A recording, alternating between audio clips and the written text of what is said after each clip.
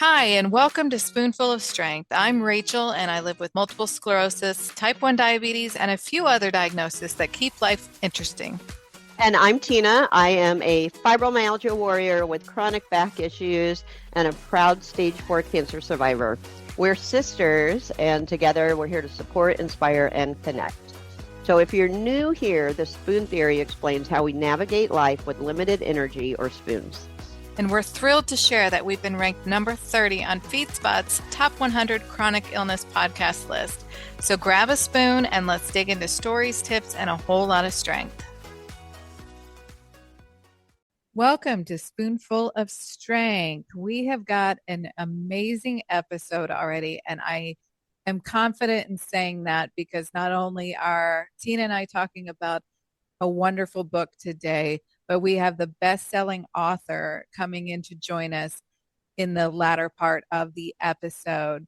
We are welcoming Amy Kurtz, a patient advocate, health coach, and author of the book Kicking Sick, your go-to guide for thriving with chronic health conditions. Before we get started, I posted a question on our Instagram page asking, what is the best chronic illness book that you've ever read? So let's share just a few of these. So CRPS Journey 17, as well as Stripes and Stride, both said Holding It All Together When You're Hypermobile by Christy Cox. Aligned Kate said Suddenly Silent and Still from Nin Mock. Debbie Celsi 1 said Be Patient by Tilly Rose. We did an episode with her back in May, if you want to check that out. Give No Spoons said How to Be Sick by Tony Bernhard. And Western Windows recommended Embodied Hope by Kelly Kapik. So we're so thankful that you all wanted to recommend the books that you enjoyed. And if you all are interested in checking out these books, you can find all of them on Amazon. So Amy's going to join us in a little bit to talk about her story, and we have some questions for her. But we enjoyed the book so very much that we wanted to highlight her book in the first part of this episode. We're going to have a link to the book in the description. And what Tina and I are going to do today is we're going to go through each chapter and just give you a little bits and pieces of things that we enjoyed from each chapter, just to give you an idea of what the book is, in hopes that you'll be able to go out and get the book and experience it for yourself. So that's what we have planned today. Tina, I got a question for you for this week. Okay. I might have an answer. I hope so. So I want to know, what's a random win that you want to celebrate from this past week? You know, I like this question because things have been kind of chaotic and it's easy to think that nothing is going right. So it is important to celebrate the random wins as well. And you're just talking about life in general, not anything. I think just celebrating, no matter how small, celebrating something that you did that would something you're proud of. Something that I am proud of. I would say that, I've stumped her, folks. I know. Okay, here's my random win. So we were supposed to be going on a cruise next week, actually. Well, by the time this airs, should have already been there and gone. But with various things going on with my mother-in-law, we felt like we needed to postpone it, but it was past the point of being able to get a refund on our cruise. So we thought we were either going to have to eat the money, or they had said, when I called a couple weeks ago, they said, we will do for a one-time change fee.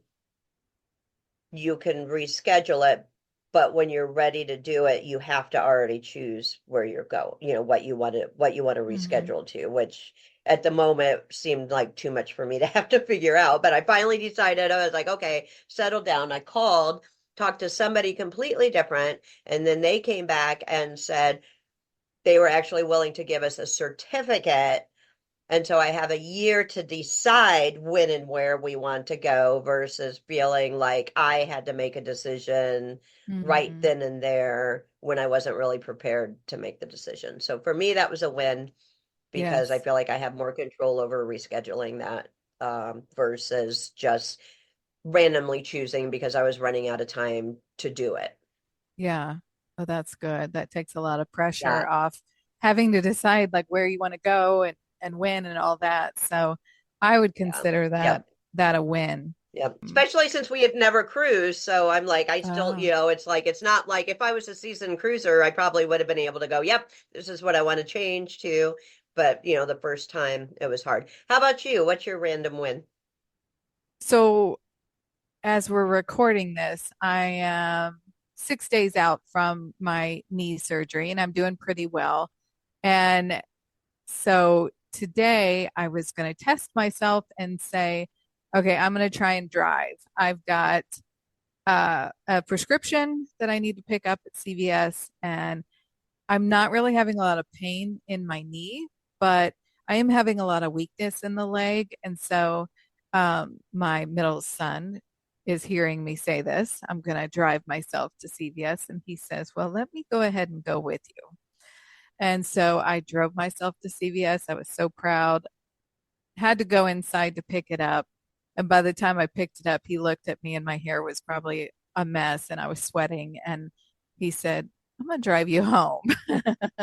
So, um, so he drove me home and thank goodness that he was there with me. But just kind of pushing myself, but trying to be safe about it. But um, a lot of times, when you have surgery or something come up, it's easy to just sit in the recliner for 2 weeks and I'm trying to get up more and trying to move my knee and things like that. So I tried it. I was safe and I knew my limits as well. So I would say that would be my win for the week. Are you excited in sharing about this book? I am. I absolutely loved this book. I know we've been raving about it for a while Yes. now, and it's been a while since I love these type of books, and it was just so well written. So I'm really super excited to talk about it and share it with our listeners. Yeah.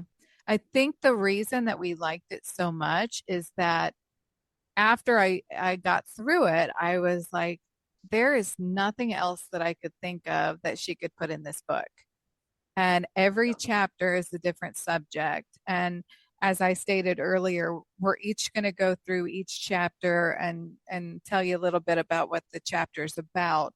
And then we're each just going to share a tidbit about the book and our favorite parts of the book. So again, this book is Kicking Sick, your go-to guide for thriving with chronic health conditions.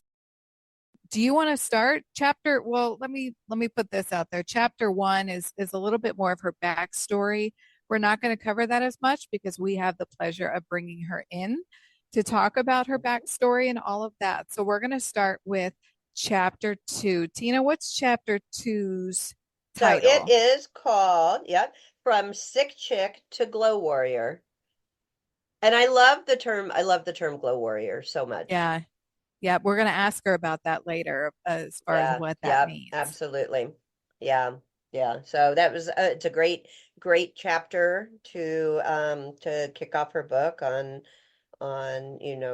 how to step into the mindset of thriving through all of Hmm. this. So what's one thing that really stood out to you on that in this Okay. chapter? So I tend to be a little bit of a worry wart. And she's got a part in this book that says put an end to useless worry. And I love that because I am a worrier. She says one of the things that can prevent us from moving beyond our chronic conditions, aside from the obvious effects of the symptoms, is worrying about the symptoms. And worry keeps us in our sick mode. Someone said worrying is like praying for a future you don't want. That's really interesting. I'd never thought about it that way. But she says it takes us from the right now and prevents us from living in the present moment. One of the things that she suggested is something called a worry later box. And it's a box. And if you have worries creep up in your head, you write them down and you put it in the worry box and you deal with it at a later time. I think what she said is devote a day to going through your worry box and just dealing with it at that time. She said she never actually went back to the worry box, but it's a way for you to kind of keep that worrying from getting to your head. So that's something I really liked about chapter 2. So chapter 3 talks about self-care.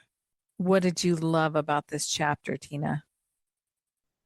I liked, there's a section that's called, she says, don't zone out, zone in. And it's the importance of self-care, of listening to your body, not ignoring it, and what makes you happier, and the importance of being consistent in your self-care. It says, it is the constant repetition of daily acts of self-care that sets you up for optimal shape, mentally, emotionally, and physically. So, what part she suggests, it's not a one-time deal. It's not a, well, I treat myself, once or twice a month to a massage and that's my self-care.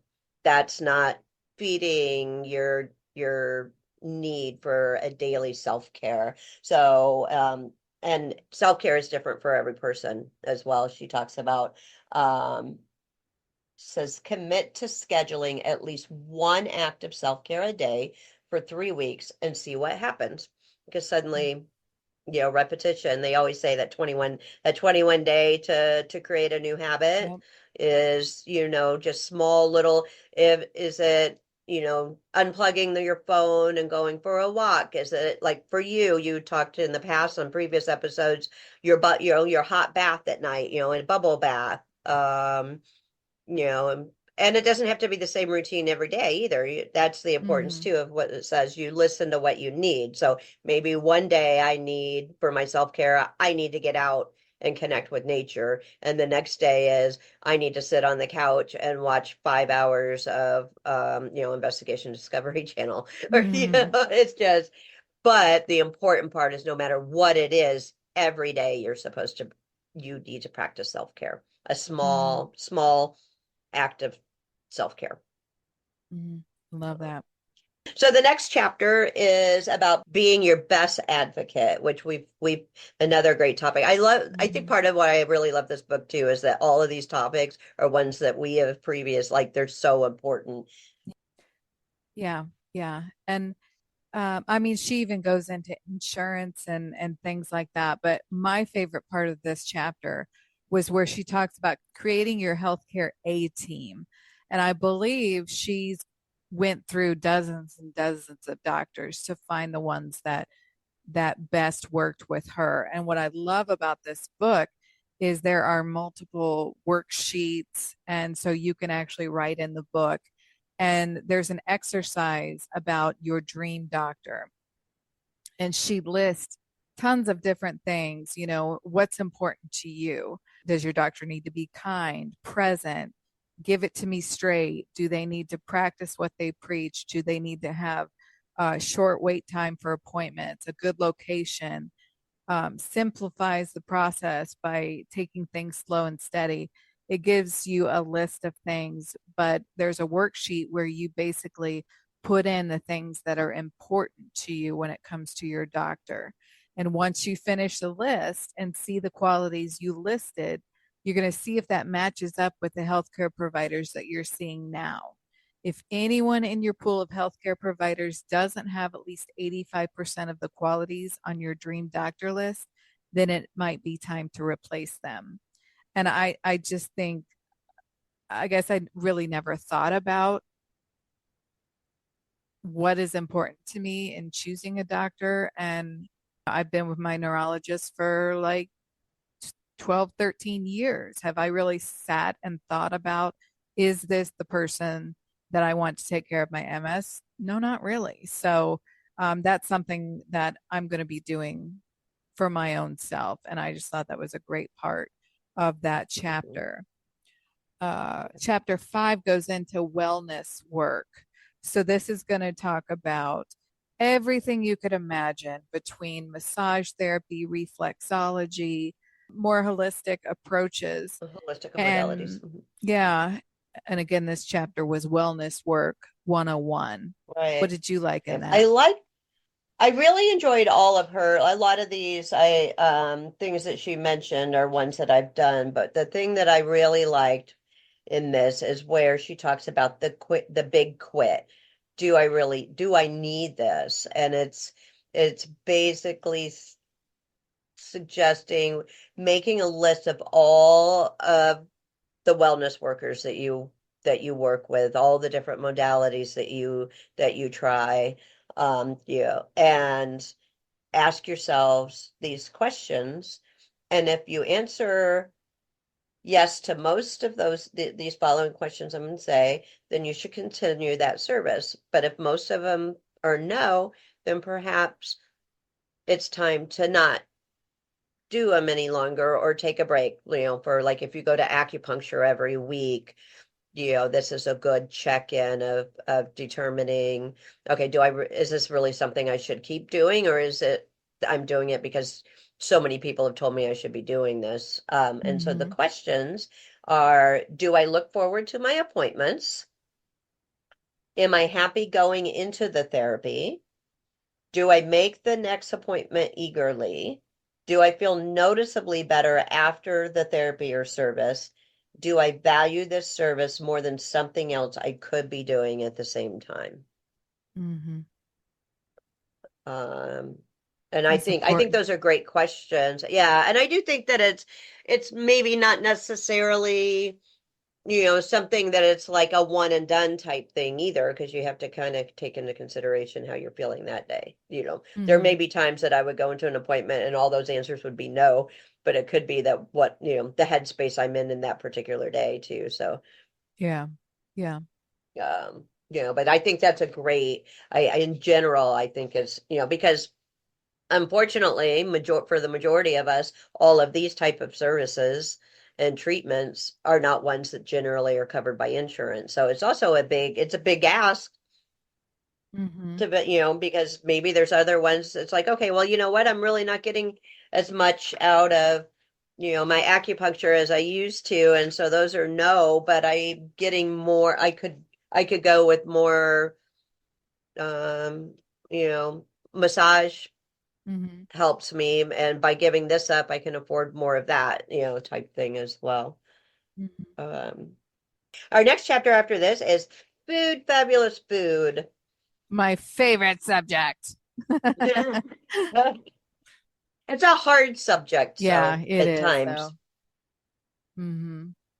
I joked about it earlier with this being my favorite subject, but this is also probably the hardest subject for me because with weakness and things, it's it's especially like, well, it's just easier sometimes to get something from the freezer and heat it up versus using my spoons to cook. But this is something I'm really going to work on. But this is what I really appreciate about this book is the fact that a lot of these things aren't just her suggestions, but there's a lot of science, I feel like, behind what she's saying. And she talks about in the food, fabulous food chapter is what's called a cool combo or the CC club. The goal is to have food move through our system effortlessly without putting a lot of stress on our bodies. And I thought, well, that's kind of, especially for people who, have a lot of fatigue and things like that. And she talks about different forms of food move through your digestive system at different rates and speed. So a green juice or a smoothie moves through your system faster than brown rice or a piece of steak. And she has gives a lot more examples, but she also has a section here about food combining and transit times. So she looks at starches versus veggies versus proteins versus fruit and what you shouldn't combine and what you can combine. And so like fruit, it's recommended that you eat that alone.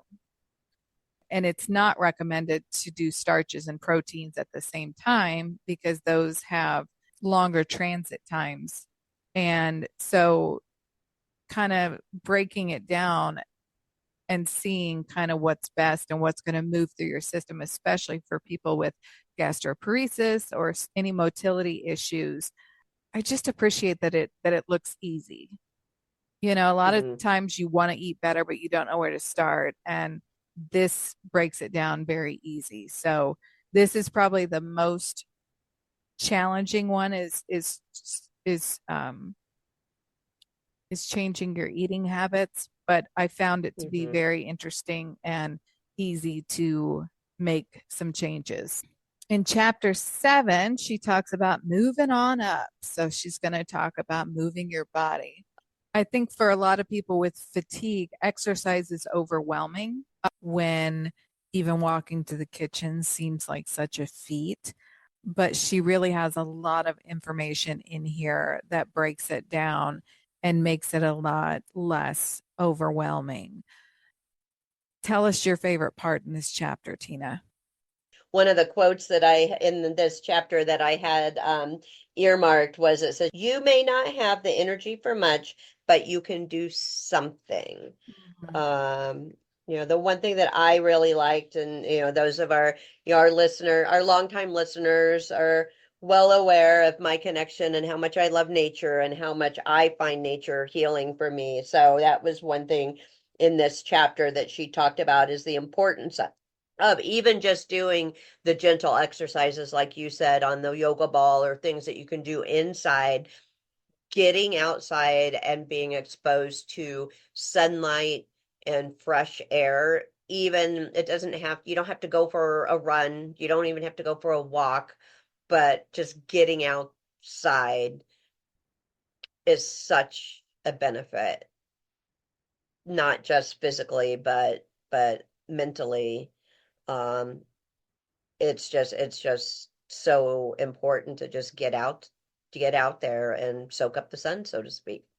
Chapter 8, she's talking about finding your spiritual center. She talks about misdiagnosis, MISS, shifting your beliefs. When we're diagnosed with something, we mentally, physically, and spiritually hear that diagnosis as a limitation, something permanent that we need to adjust to, a wound that will never heal. If we believe our limitation is our reality forever and ever, our spirit will break or be injured or bruised. So that's where faith comes in. So she talks about what beliefs about your diagnosis are you willing to shift? So think about a diagnosis you've been given. So maybe you were told your fibromyalgia will keep you in constant pain and feeling exhausted. So write that down. And then think about a contrary belief for that would be. So maybe it's going to be, I am pain-free and energetic. When the reality of your chosen belief sounds like something you yearn for, something that would make you happy, then you have your mantra. So instead of saying, I'm going to be in constant pain and feeling exhausted, it's, I am pain-free and energetic. I am pain-free and energetic. And it's all about retraining your brain to think more positive. Isn't that amazing? Yeah, I think that's hard to do, but again, she makes it seem very easy to kind of figure out how you can actually make the mantra something that is going to make you happy and something that reflects on you. You're not just pulling a mantra out of a hat or out of a book, but you're making it for yourself. Are you living with pain? We get it. And we're done pretending it's just a part of life. That's why we use the Universal Heat Patch from Spicy. Natural, clean heat, no meds, no mess. It sticks on discreetly, moves with you, and gives you up to 12 hours of relief. No cords, no chemicals, just actual comfort. Created by people who live with pain for people who live with pain. Finally. Grab yours at getspicy.com. That's GETSPICEY.com. And follow Get Spicy for real talk and real tools. Spicy, because you deserve relief that works. And thanks to Spicy for giving our listeners 10% off when you use the code SpoonFull. That's SpoonFull with 2 L's at getspicy.com. We're getting close to the end here. Our next chapter is talking about social studies. And again, think about everything that we've covered already. So now we're talking about social situations and social studies. Yeah, this was a really good chapter. One thing that I really liked, I love throughout this book, that she has these small little quotes, on the pages throughout the chapters. And I really like in here it says, there's no room for sitting and complaining when you're ditching fear and choosing love and the things that make your soul happy. And so that kind of, that aligns with, again, just like what you say with the struggle of don't let yourself get caught up in worrying about what other people are thinking or feeling or how you are. Don't worry about how you feel like you may be portraying yourself. Just know that you're doing the best for you, out of love. You're loving yourself just as much as you're loving those that you want to spend time with.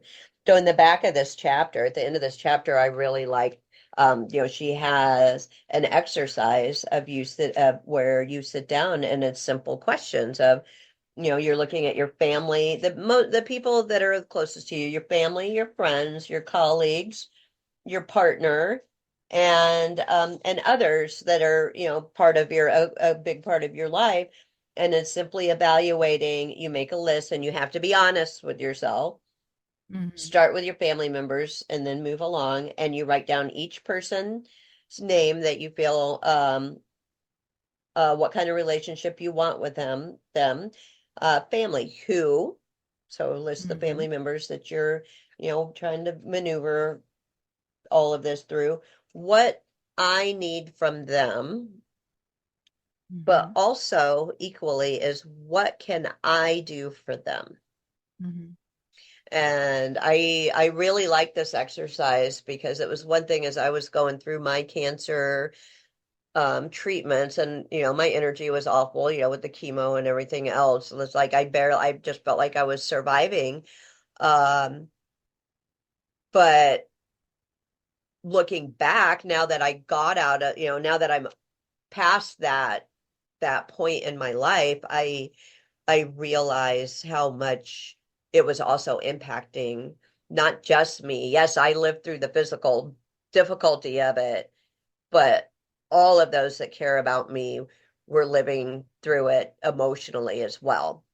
And it's really easy with so much going on to forget that even though you, of course, the most important part is what you need to do to support yourself the most, but having healthy relationships is also a really big part of that support. And so learning how to support what you can do to, for those in your life as well is equally important. And I wish I had, I guess, came to that determination in the moment and not after the fact. Yeah. So that pretty much wraps up all of the main chapters. Chapter 10 was kind of a roundup summary, but it is so full of, she's got this page 168 in chapter 10. Chapter 10 is called Smile, You're a Glow Warrior, and it's an action plan journal. And it really just pulls in everything that she talked about in this book and really has you. I'm a list maker, and so this type of thing, of this action plan, is just I love working through these type of workbooks. So Oh, it's got do yourself everything some, from I know. setting up your doctor, your A team, cleaning your house, self-care, body, moving exercises. And then there's probably at least 10 pages of blank pages Just for you to notes. add your own notes. But I will have Yeah. to say that if you read her book and you get to chapter 10, that you're considered a glow warrior. So we are glow warriors.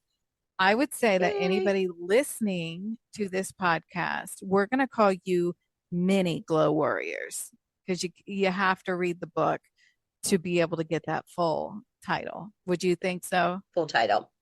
I Yeah. think so too. I think so. This do yourself a favor Oh, you've got to get this book. Yeah. and get yourself this book. And we sound kind of overly excited about this book. We're not being paid or anything for this. Got a copy of her book, and I think both of us read the book and we were like, did you love this? And, we were Yep. like, yes, yes, Yep. this is a great book. Yep. And It yeah, resonated so much with this.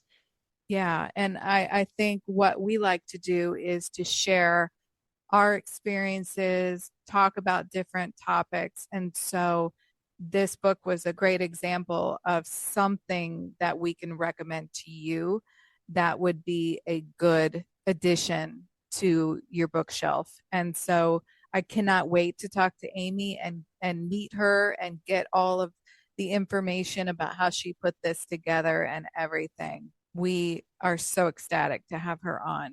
And I can't wait. Can we bring her in? Yes, let's bring in Amy, the amazing author of Kicking Sick.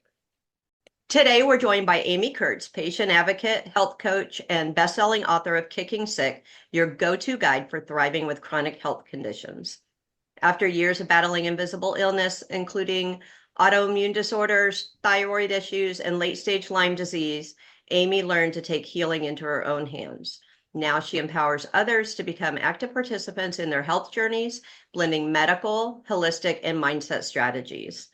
Her work has been celebrated by Mark Hyman, Deepak Chopra, and Chris Carr, and her next book, But You Look Fine, will be released in 2026. So welcome to our podcast, Amy. We are so thrilled to have you joining us. Thank you. I'm so happy to be with you. Great, great. Do you want to start by introducing yourself to our listeners? Sure. I'm a patient advocate and health coach and author of the book Kicking Sick, your go-to guide for thriving with chronic health conditions. Basically, my work was born out of a real struggle in my own life. I was a normal, sprightly, happy, free kid when I was little, and around 14, I started to have my first symptoms that something was wrong. I had very debilitating back pain, and so I went from being a kid that felt totally free to a kid in pain. And being 14 years old and a girl is hard enough as it is. So it was really intense, and it was the first time that I had to adapt around a physical ailment. And then when I was 25, I went on a trip abroad to a program called Birthright in Israel, and I really had such an amazing time. But while I was there, unfortunately, I had a really intense health crisis. I gained 30 pounds in 30 days. I couldn't keep food down. I couldn't go to the bathroom. I couldn't catch my breath. My hair was falling out. It was as intense as it sounds. And it really forced me into taking care of myself in a totally different way because the situation was so severe that it demanded that it be that way. So when I got home, I went to a bunch of specialists, and I grew up in a very Western-minded lineage. My father's a doctor, and many people in my family are doctors. And I went to people that were considered to be the best, but I wasn't getting answers fast enough, and my situation was so severe that it demanded I look outside of what I'd known, which was also scary. So I looked into Eastern medicine and holistic modalities and went to see a functional medicine doctor, and it was just very different from the way I was raised. And I really had to take my health into my own hands.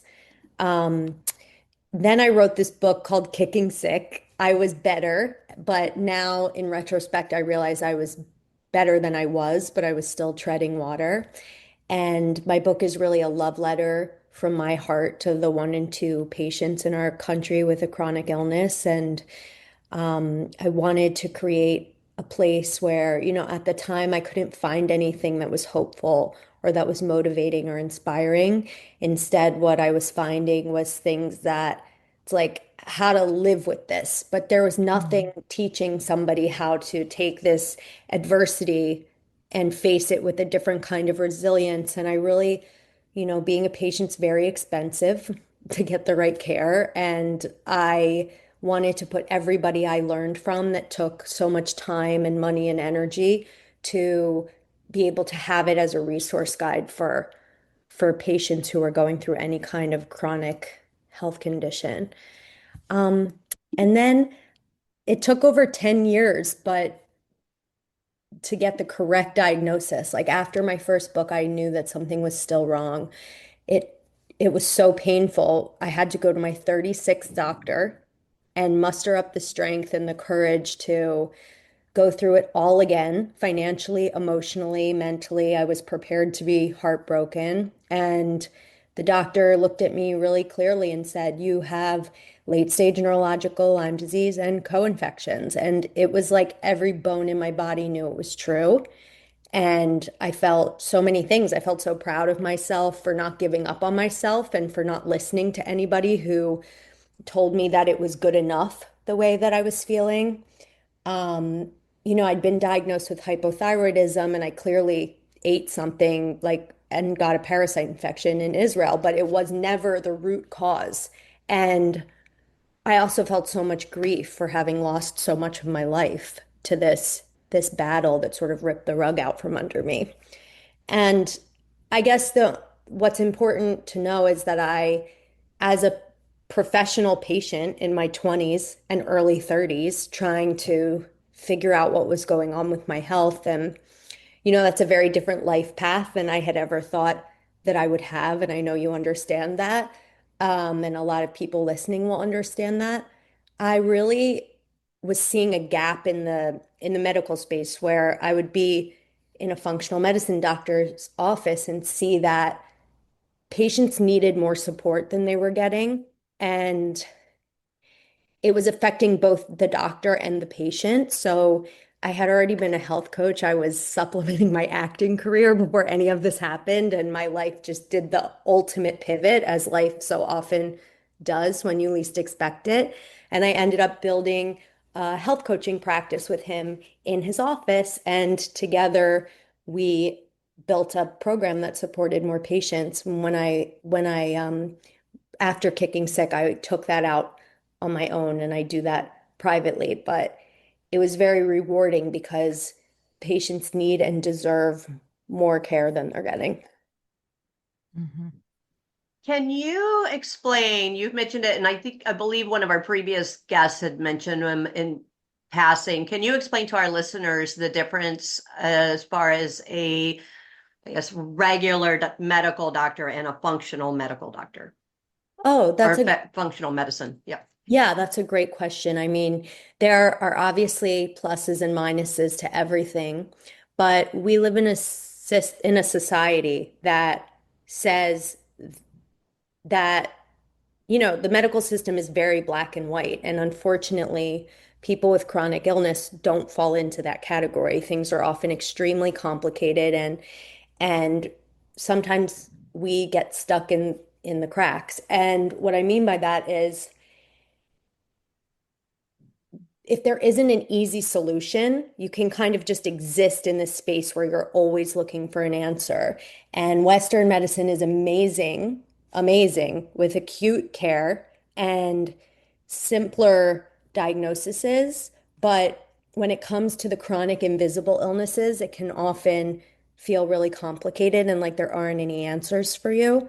And a functional medicine doctor studies things like nutrition. They look for the root cause of the problem that's underlying the system, and they look at things in a very holistic way, where they try to, knit everything together. And I think it can be also very empowering for a patient because it really encourages you to try and do things that can help yourself feel better while you're still figuring out your health circumstance. So that's what I would say, but I felt like I rambled, so. No, no, you're fine.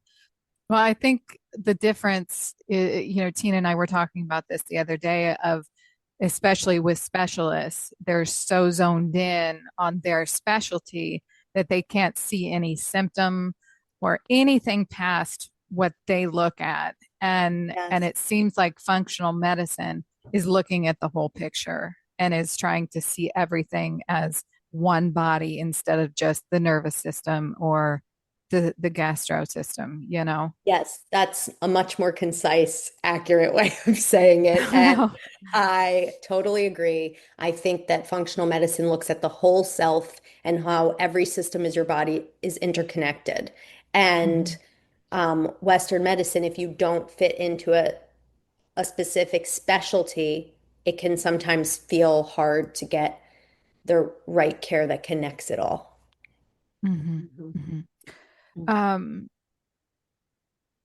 we've had guests on that have had Lyme disease before. What's the difference between Lyme disease and late stage Lyme disease? That's a great question. So, Lyme disease can be acute, which some of the symptoms would be maybe you were in a more wooded area and you either found a tick on you or you got something called the bullseye rash, which only unfortunately 20% of patients get. But it would be very early onset symptoms. That can range from joint pain, but it's a more acute illness where you're aware that something just changed and luckily, not always, but luckily if you catch it fast enough, you can treat it and hopefully move on. And late stage Lyme disease and late stage neurological Lyme disease is chronic, where it's been inside of your body for a long time and it's sort of wreaked havoc. For me, I learned along my way that late stage Lyme is known as the great imitator, meaning that it mimics other autoimmune disorders and its job is to stay alive. So it does an excellent job at that. And that's why I feel so many patients who have struggled for years and years and years without answers have so much trouble getting the diagnosis because it takes specialty testing. Whereas acute Lyme, if you feel you've been bitten, it will pick up on a blood test. It's much more intricate for late stage Lyme. It can also be dormant in your system, and something stressful could happen that kind of like awakes it, for lack of a better word. But chronic Lyme disease in most cases is extremely debilitating and can show up in so many different ways that it's very confusing to diagnose. So you described this all kind of started with that trip to Israel, and your diet, something that you ate. What did you learn from that moment about listening to your body?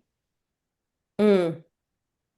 Yeah, so when I went to Israel, I ate something. I knew it immediately that I had just ate something that didn't feel right. And unfortunately, I think that was just really like the tipping point, or like it felt like strike three, you're out, where my body had been telling me something was wrong for so long and it just couldn't handle the stress load or the toxic load anymore.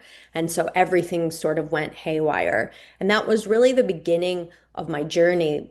I really had to listen to myself. I had no other option. My life halted and I had to start to take care of myself. There wasn't another choice. So it was really dramatic, but listening to my body really came a bit later and it's grown and it's something that's evolved over time.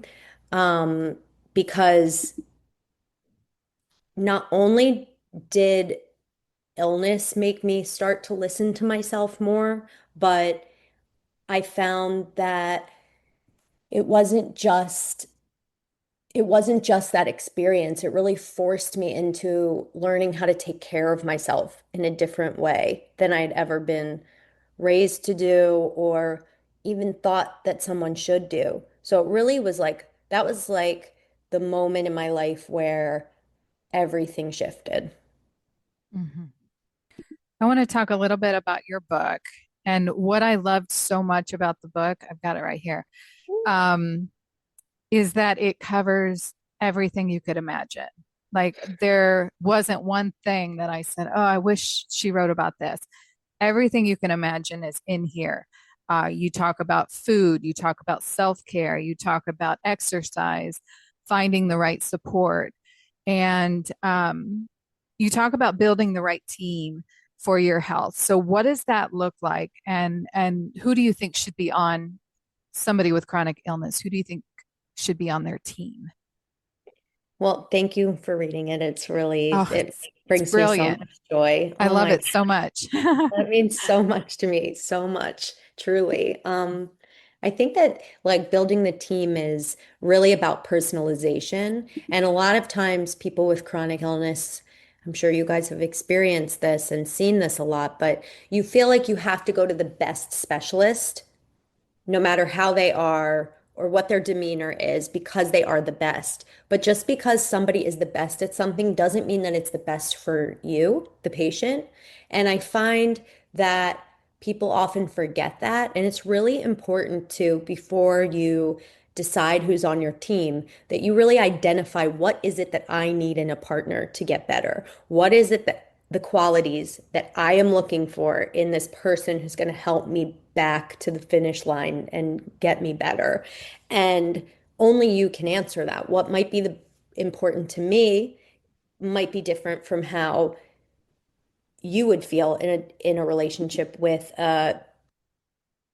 somebody that's helping you get better. And I think for me, like I often stress that the A team, as I call it, is really important. And what that means to me is really placing importance of making sure that the list of people you're seeing matches your individual needs.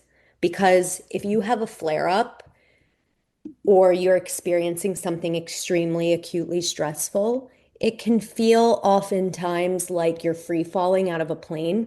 And it's really important to set up a team that feels like a parachute when that happens. There's so much, and this is just the unfortunate nature of the medical landscape right now. It feels like a medical maze, and often it's up to the patient to be the one communicating between doctors and between team members. And if you do that only when you're in an emergency, that can be extremely stressful in all ways on the patient. So it's really important to not feel like you're free falling out of a plane and to have the right team or parachute set up to support you. And that's really important to secure as fast as possible and to also not, you know, I had the tendency to throw spaghetti at the wall and see what would stick and do way too much to the point where I didn't even know what was doing what because I was so desperate to get better. But simplicity is really important. You want quality and simplicity. And for me, that looks like a functional medicine doctor. I have an endocrinologist for hypothyroidism. I studied and learned about nutrition. I went to some holistic healers that helped me. I go to a chiropractor. Um, when I needed it, I did lymph massage, like things that feel one nourishing to you, but makes you feel safe, like you're supported by people who really care and who are really invested. And it's hard to find that, but it's not impossible and it takes work, but it's worth it when you really need it. Does that make sense? So important. Yes. I'm in a Absolutely. situation right now where my neurologist, I have MS and I also have a newly diagnosed muscle disorder. Mm, And the the neurologist was saying, no, there's nothing wrong with your muscles, everything's fine. And so I had to go out and kind of find, the right person that would listen. They ended up doing a muscle biopsy and it came back with a muscle disease. So I'm in that space now where I'm like, do I trust this neurologist? Do I need to switch? I'm kind of in that point that you're talking about figuring out what do I need and what's going to make sure that I have the support when I need it. So Yeah. I that was, yeah, I'm exactly sorry what I you're going was. through that. Yeah. Terrible. Excellent. Excellent. A mess. Join Spoonful of Strength on Instagram, a community open to everyone. Whether you have a chronic illness or support someone who does, you are welcome at Spoonful of Strength. You'll get preview clips of the upcoming episodes and insight into my world as a spoonie. That's Spoonful of Strength, spoonful with 2 L's, on Instagram. Yep. Yeah. And to reiterate what Rachel said, I absolutely also loved your book. I got so much out of it, and I am a huge proponent for the mind body spirit connection. That's me. I embraced that, through my cancer journey. That was, it wasn't just one thing or the other that I feel like got me through it. It was that combination. Oh, yeah. And I love that you went so much into that. So what role do you feel the mind body spirit connection plays in getting better? I love this question a lot. And, we live in a culture in the West where we don't see the physical body as the same as the mental, emotional, spiritual self. And that is so unfortunate. And when you're going through a health crisis of any kind, it's literally impossible to separate them. It's impossible. So that, I talk about that a lot in my new book that's coming out next spring. It's called But You Look Fine. But to ignore the other parts of you and just treat it as physical is so detrimental. And unfortunately, it's the way that it is. This is how the setup is. And it's all on the patient to tend to that part of themselves when they're in a health crisis. And that makes me sad to even think about that. But it's completely imperative that you make space for spiritual, mental, emotional healing while you're going through a physical crisis. So important. I just can't, you can't separate them. It's all one. Yeah. Yeah. It's Absolutely. we just had an episode that we talked about the mental part of it, and um it's just so important to take care of both halves and to make sure everything's healthy. So Yeah, and that's the um other thing is like your physical body needs the rest of you to help it. mhm, mhm. It's there, it's so interconnected that if one is struggling, it needs the rest of you to be healthy and to create a synergy so that you can get better. Um, I totally agree. Yeah, so important. I don't want to sound like I'm, like your number one fan or anything, but the other thing I really loved about your book is that you had so many people that you recognized and got information from, and it really seemed like a collaborative effort. But one of the things that I loved is the term glow warrior. So can you explain now? I feel like since Tina and I have read the book that we are officially glow warriors since that's what it said at the end of the book. But explain what Yes. glow warriors are.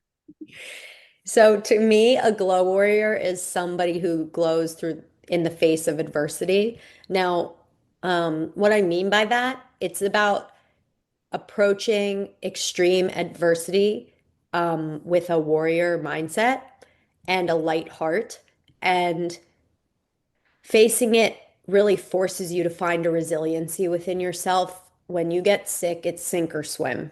There's no other option. And that's so stressful. But what I mean by that term is to look at something that could be so defining and so sidelining and choosing to transform through it and to find meaning in it and to face it head on because you can't let it like you can let it define you or you can use it as a way to transform. And while I wouldn't wish illness on anyone, it really shows you what you're made of. And when you step into that supportive, light-hearted warrior space, that's what I mean by glow warrior. Yeah, Love it. I love that term. Yeah, it just it I'm really so Well, you both are, for sure. Oh, that's so nice. your book again, like I just honestly, we can't talk more about how much we just both of us just fell in love with this book, and it is a fantastic roadmap for thriving through chronic illness. So what is the one message, if you had to pick one message that you hope every reader carries away with them?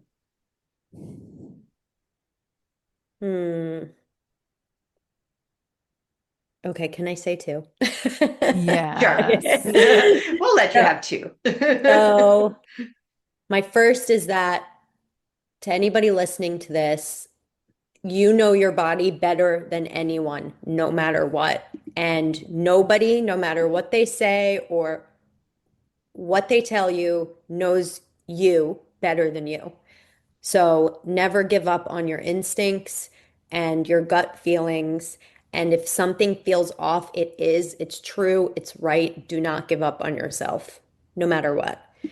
And then my other biggest takeaway is in the dedication in my book to my dear friend Nina, who unfortunately has now passed, is that what my relationship with her taught me is that she had a very terminal, incurable brain disorder. And even in the end of her life, while I was supporting her and she she taught me that there's always something that you can do to improve your quality of life, no matter what your circumstances are and how far along you are or how detrimental your diagnosis. Like she had a terminal illness, and I learned from watching her. And what I learned is that she refused to not always fight for her quality of life and for how to make herself feel as well as possible, no matter the circumstances.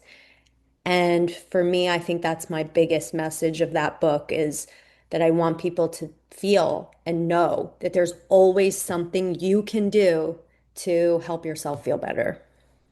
Mm. I'm so sorry for your loss. Oh, thank you. She I sounds just like feel she so was, blessed that she was in my life in the first place. yeah, yeah. Oh my goodness. Um, I know you want to talk a little bit about patient empowerment. So what does being an empowered patient, what does that mean for you? It means to me similar to what I was just saying, which is that there's always something that you can do to help yourself, and that doctors will tell you, you go to a doctor to tell you how to help yourself and to give you a treatment, but ultimately the patient does so much of the hard work. Mm, And there is always, I guess this tied in beautifully with the last question because it's really about what can I do to be an active participant in my care? What can I learn about that could help me right now? There's so much research on diet and nutrition and detoxification therapies and spiritual development and meditation and stress reduction techniques.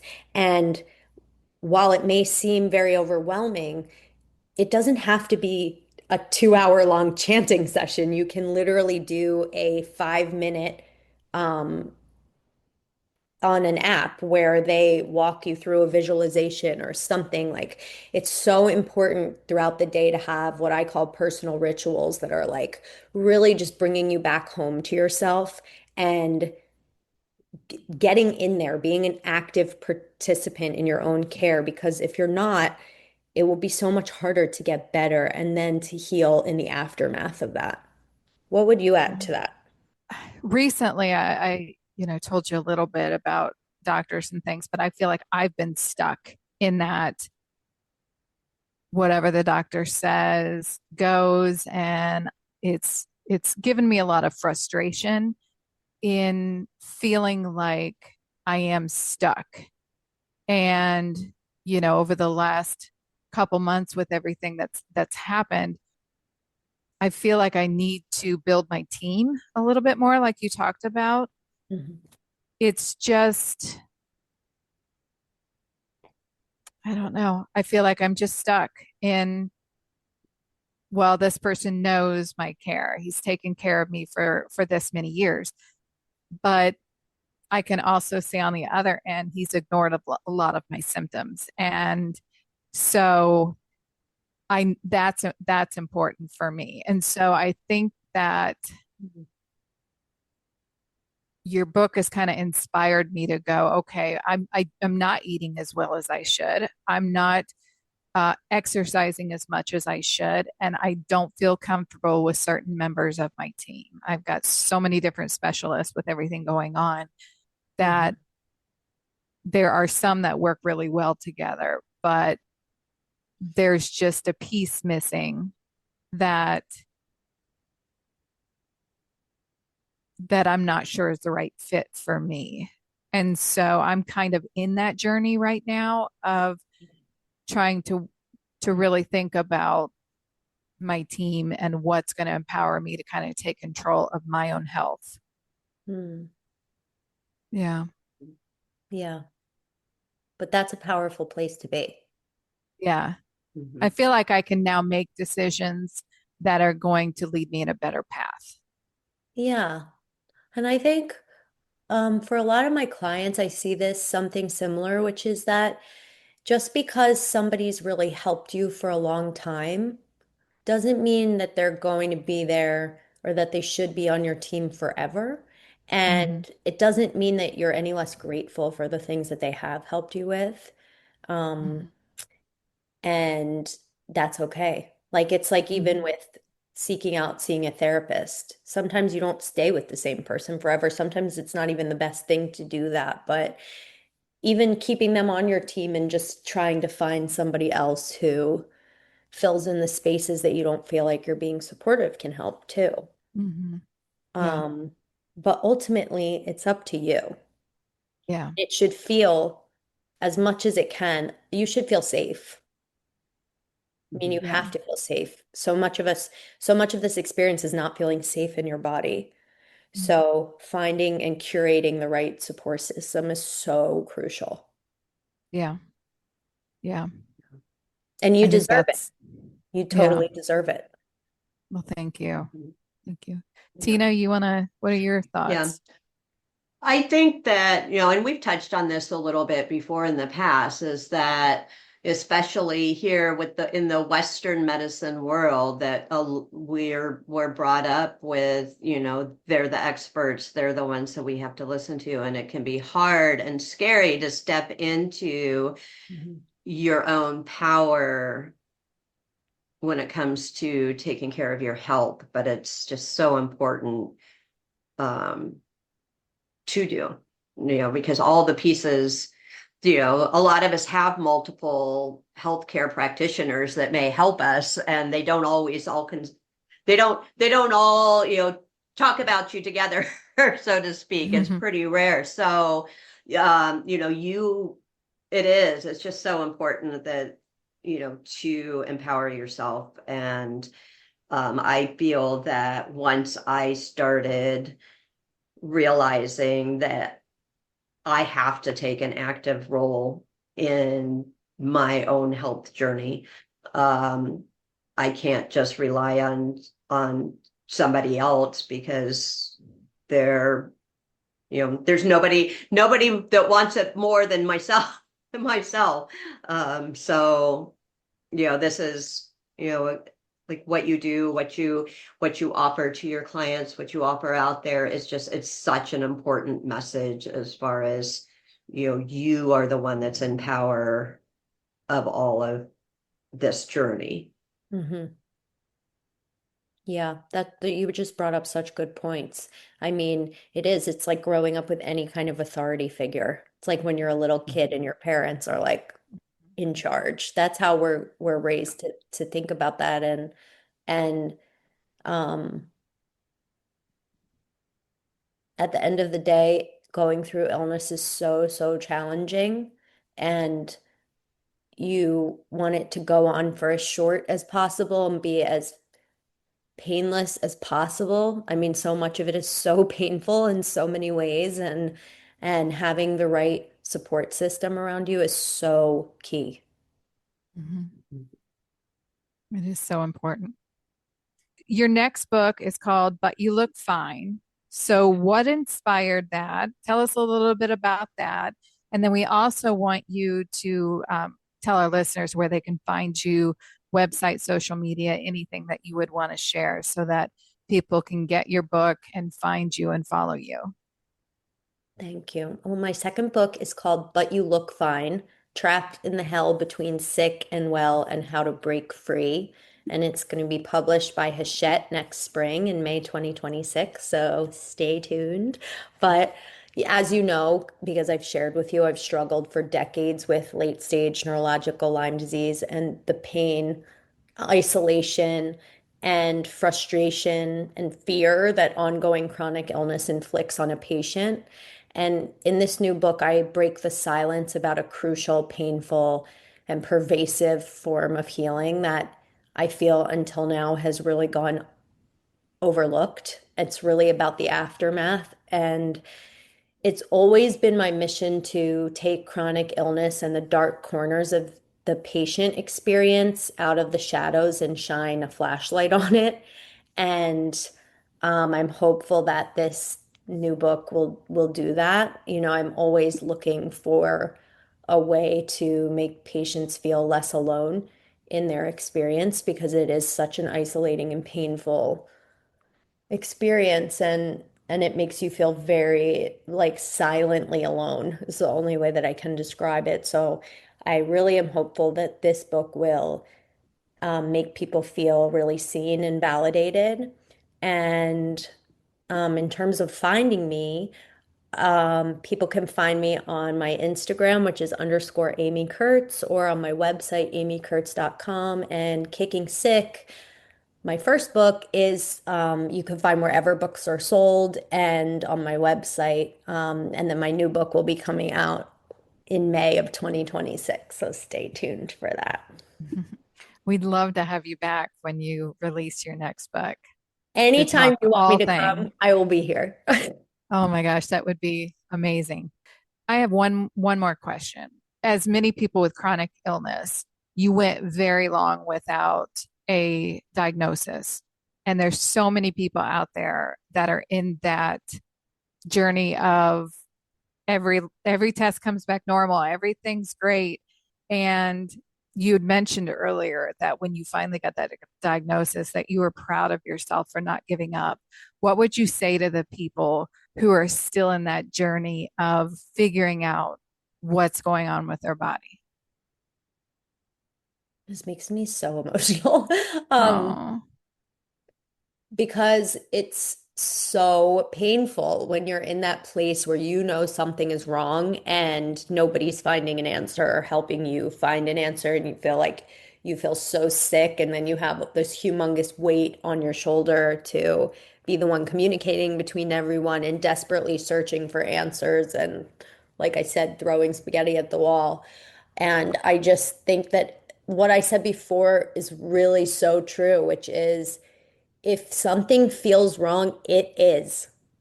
And I could have lived a life where I was treading water after seeing 35 doctors and struggling every day to just feel okay. And that wasn't what I was willing to do. And I knew that something was wrong.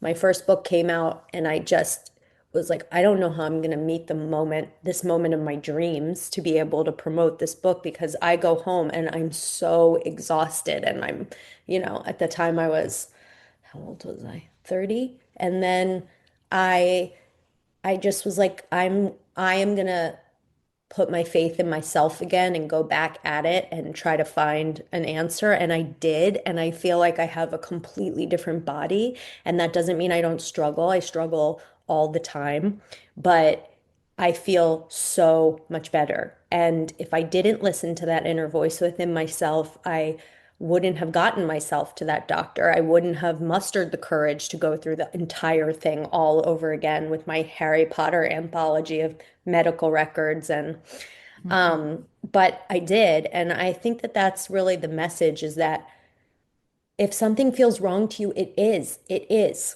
And nobody can tell you that it isn't, because you've lived in your body for a very long time. And if there's an alarm going off, then you need to tend to that and pay attention to that. Just cannot thank you enough for taking time out. We know with chronic illness, it takes a lot to schedule something and be able to recover from it. And you've just been such a blessing for us. And we just can't thank you enough for joining us today. That means so much to me. Thank you so much. And I'm so thrilled to be with both of you. And I've loved our time together. Do you think that we were like fangirling over here? Because I feel like both of us were like sitting here like, oh my gosh, oh my gosh, oh my gosh, this is such a great book. I know. I can't wait to meet her. It was.